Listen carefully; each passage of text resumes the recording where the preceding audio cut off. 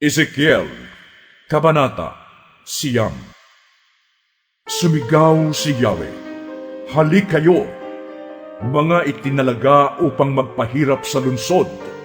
Dalhin ninyo ang inyong mga sandata." Mula sa pintuan sa hilaga ay pumasok ang 6 na taong tigitig-isa ng sandata. May kasama silang nakasuot ng kayong lino at may panulat sa baywang. Tumayo sila sa may altar na tanso.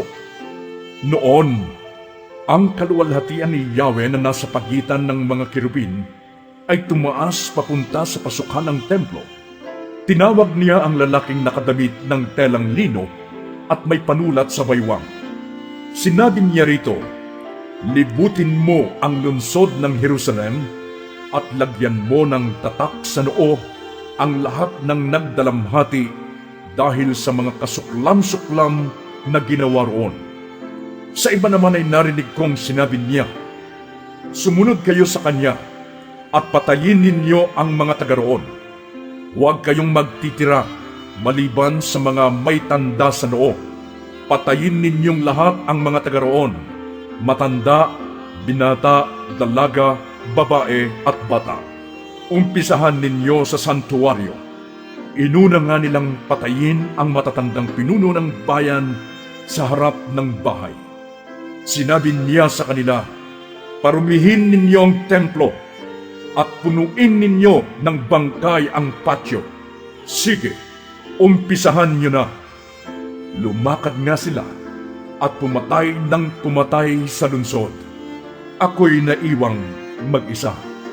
Habang pumapatay sila, nagpatira pa ako at nanangis.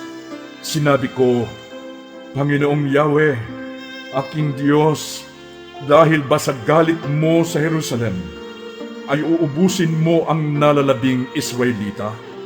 Sinabi niya sa akin, "Napakalaki ng pagkakasala ng Israel at ng Huda. Dumadanak ang dugo sa lupain.